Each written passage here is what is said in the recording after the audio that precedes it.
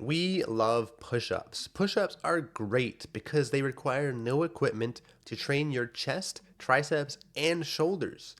They can be done anywhere, and there's a ton of variation in case you need to regress it to build up to doing a normal push-up, or if you're way past regular push-ups and you want to make them more advanced.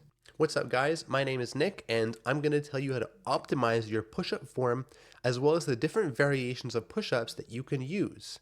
I'll also go over quickly how you can progress from not being able to do a push-up at all to being able to master push-ups.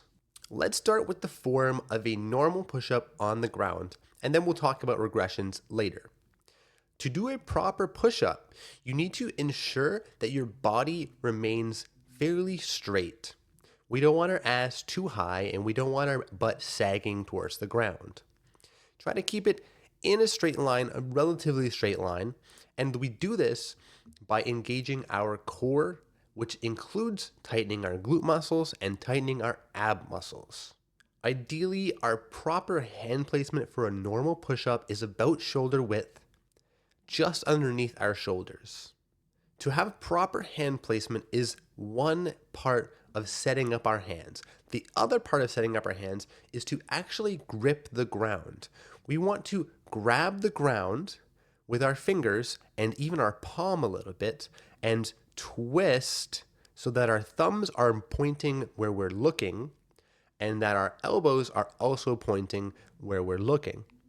Once you understand how to actually grip the ground with a little bit of practice, and we have our butt nice and straight, we also want to understand the full range of motion. Full range of motion is going to be our elbows fully locked out with our hands underneath our shoulders. Then we'll proceed slowly all the way until our chest just barely touches the ground. We don't want to lose any tension though, so ensure your muscles are still engaged at the bottom of the rep. And then we want to push the ground away from us. So imagine pushing the ground forward rather than pushing yourself up. And remember to stay engaged through your core, your hands, and your chest, tricep, and shoulder muscles. One cue to help us to engage our chest a little bit better is to squeeze our pecs together and bring our elbows to touch each other as we're pressing the ground away from us. This will help us to imagine the movement properly and actively engage our chest muscles. Another thing that can help to optimize your push-ups is to scapularly retract or protract your shoulders. In general, we want to scapularly protract them forwards so that our elbows are almost underneath, perfectly underneath our shoulders. And what protraction is starting from here and protracting forwards. So to properly protract our shoulders, we want to essentially have our hands in a push-up position, and instead of just being here and doing our push-ups, we want to protract them forward so that our elbow is more underneath our shoulders. So when we do the push-up, we retract when we're at the bottom, and then we protract when we're at the top. This is going to enhance the amount of shoulder activity that you get in a push-up, and it also helps to improve the overall pushing power that you're able to output. So now that you know how to do the form, remember to apply this no matter what variation we move on to next. So if you're regressing and you're starting with wall push-ups or incline push-ups, which I'll get to in a moment, we want to ensure that this form is pretty much the same and all the cues are still being used. So what kind of variations do you have to start from a regressed push-up? Well, we start with incline push-ups. Incline push-ups are where you are elevated, your chest is elevated above your legs. Overall, these kinds of push-ups make it easier to complete because there's less weight on your upper body as well as the muscles that are being used. Something to note is incline push-ups are basically the same thing as wall push-ups. Wall push-ups are just extremely inclined. So find out which incline is best for you to start at if you're starting from this kind of a regression. Maybe you're pushing off of a table and it's a little bit taller, or maybe you have a gym bench and it's a little bit lower.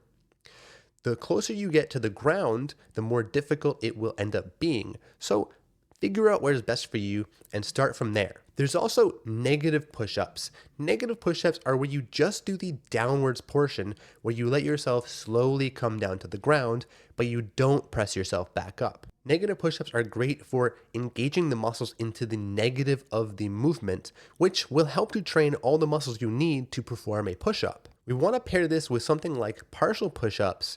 Even though partial push-ups are generally frowned upon for not being a full push-up, when you're learning the push-up, it is totally okay to start with partial push-ups. In fact, one strategy that I find works pretty well is using negative push-ups to understand the full range of motion and use a stack of books or weights or foam pads or anything and place it underneath your chest and do partial push-ups until you touch that. So at first, you may start only going down a little bit, but eventually you can take out one of those blocks and eventually go down a little bit more. Essentially, you want to keep doing that until you have no more blocks left. So you can pair this training method up with removing the blocks and doing partial reps with the negative of the movement.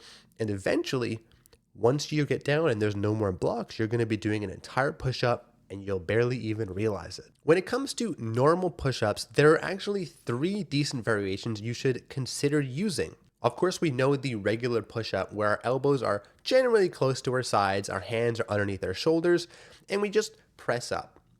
That's going to hit our chest, shoulders, and triceps pretty equally.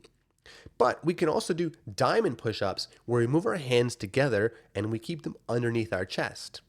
This one's going to definitely focus a little more on our triceps and remove a lot of the shoulders from the equation. We also have wide push-ups, and wide push-ups will do the exact opposite. They'll remove a little bit of tricep usage and replace that with more shoulder usage.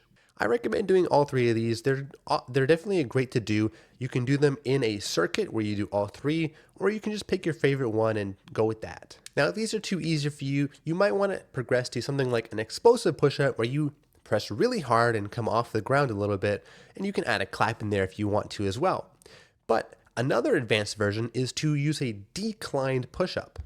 Essentially, it's the opposite of an inclined push-up where we raise our legs above our head instead of raising our body above our legs. So the whole purpose of this is to add more weight and intensity to the push-up, since we're adding our legs to our entire body weight that we're going to be pressing. And of course, the higher the incline, the harder it's going to be. So you can start at a slight incline and have your decline push-ups be barely off of the ground, but you can also start on, say, a table or even off of the wall if you want. As you increase the incline of your legs during a decline push-up, eventually you'll be on the wall doing handstand push-ups.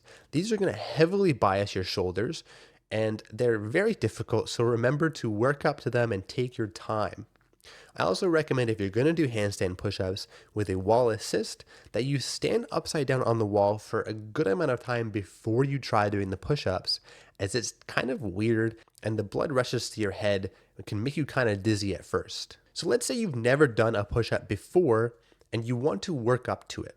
Well, I would recommend finding what's challenging for you in your incline push-up. If wall push-ups are challenging, then start there. You should be able to do about 8 reps, with the 8th rep being slightly difficult. I believe 8 reps is a pretty good range to start at, and we want the last rep to be challenging so we know that we're making progress. Once that 8th rep is no longer challenging, decrease the incline a little bit so that the overall push-up becomes harder. You might not be able to do 8 anymore, but even 6 is pretty good. Just work back up to the 8 over time. And as you lower the incline, you'll get closer and closer to the ground. You can start using the technique where we use negative push-ups and partial reps to complete a proper push-up. Once you get a full push-up, then you can experiment with the wide grip and the close grip push-ups. Once you master all these, you can do 15 reps on them and no problem. You can definitely add in some decline push-ups and start increasing how high above your head your legs are. Eventually, you'll be doing handstand push-ups before you know it. That's pretty much it for how you do a proper push-up and the progression as well as the variations. In the comments, let me know if you can do a push-up, if you're working towards getting your first push-up, or if you just wanted to improve your form overall. If you have any tips that I missed, definitely drop a comment down below so we can help anyone else who sees this video. If you found this video helpful, drop a like. And if you want to see more content that's based around fitness and self-mastery, definitely subscribe to my channel as I'll be posting quite frequently. I'm also hosting a community for self-mastery seeking individuals where I'm there 24/7 and can help you directly. I'll leave a link below.